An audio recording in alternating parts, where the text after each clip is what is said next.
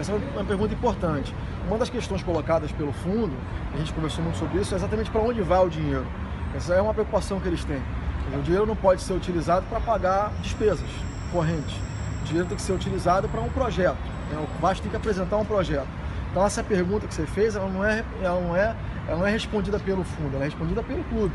É o clube que vai dizer para o fundo onde pretende, que projetos pretende aportar, investir esse recurso, e o fundo vai entender se isso está de acordo ou não com as regras do que os investidores deles entendem que é adequado o investimento do recurso do fundo. Se isso for colocado, uma coisa clara é o seguinte: o fundo certamente não vai colocar dinheiro para pagamento de despesas correntes, porque isso é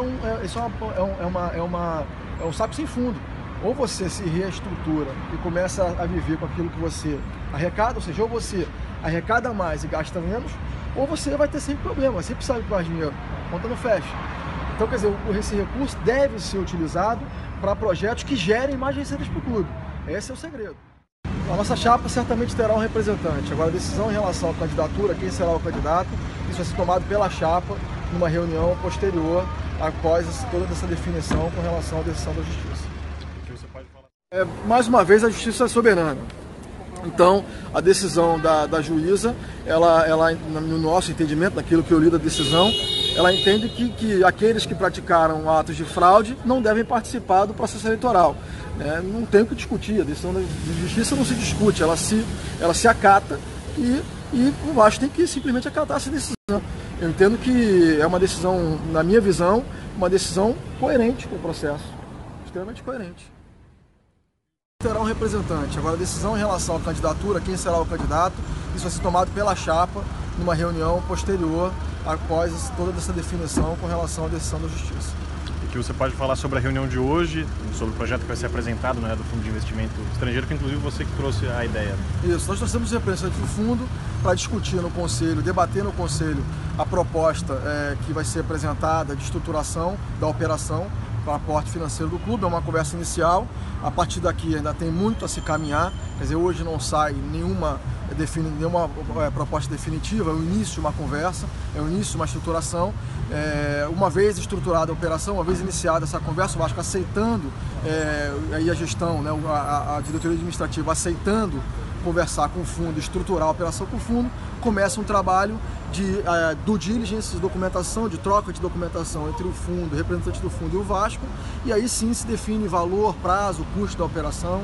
Então estamos falando de algo que deve levar em torno de 2 a 3 meses para se concluir.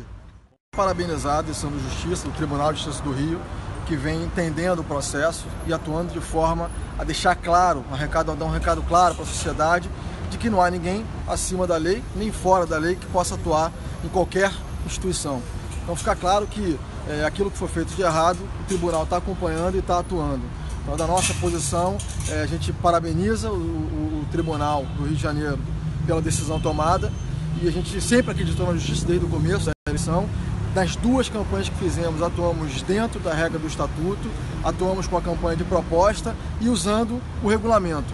A gente acredita que todos devam agir da mesma forma e lutamos por isso e buscamos a justiça, entendendo que a justiça atuaria da forma como deveria atuar, e a resposta foi a que a gente esperava, a resposta correta e colocando o processo do Vasco de volta à regra estatutária. Debater no Conselho a proposta que vai ser apresentada de estruturação da operação para aporte financeiro do clube, é uma conversa inicial. A partir daqui ainda tem muito a se caminhar, quer dizer, hoje não sai nenhuma proposta definitiva, é o início de uma conversa, é o início de uma estruturação. Uma vez estruturada a operação, uma vez iniciada essa conversa, o Vasco aceitando, aí a gestão, a diretoria administrativa aceitando conversar com o fundo, estruturar a operação com o fundo, começa um trabalho de due diligence, de documentação, de troca de documentação entre o fundo, o representante do fundo e o Vasco, e aí sim se define valor, prazo, custo da operação. Então estamos falando de algo que deve levar em torno de 2 a 3 meses para se concluir. Essa parceria chegou porque nós vimos buscando, já há 2 anos, algumas saídas, algumas parcerias estratégicas para o clube, quando assumíssemos o clube. Uma vez que nós não assumimos o clube, nós temos que segurar essas parcerias. Mas é claro que nesse momento a gente precisa trazer para o clube, no momento que o clube está vindo de dificuldade, trazer o máximo possível de ajuda, e trouxemos um dos representantes do fundo para iniciar essa conversa. Agora, depende muito do trabalho feito pela administração do clube. Faz muito mais, o clube é muito mais importante nesse processo do que o próprio fundo.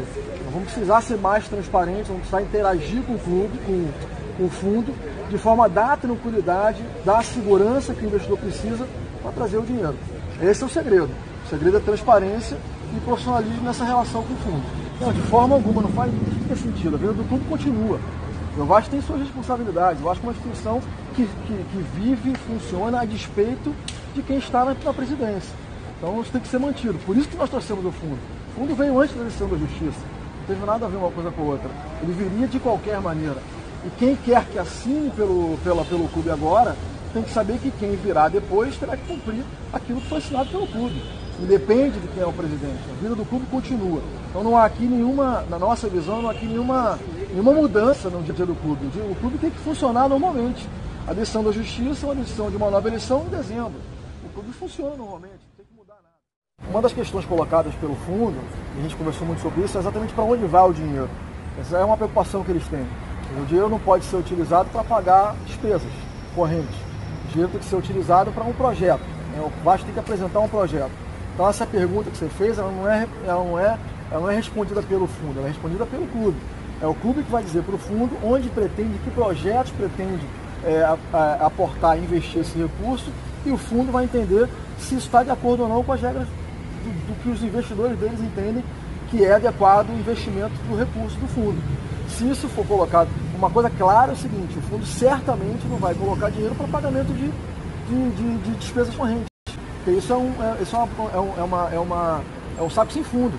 Ou você se reestrutura e começa a viver com aquilo que você arrecada, ou seja, ou você arrecada mais e gasta menos, ou você vai ter sempre problema, sempre precisa de mais dinheiro, a conta não fecha. Então, quer dizer, esse recurso deve ser utilizado para projetos que gerem mais receitas para o clube. Esse é o segredo.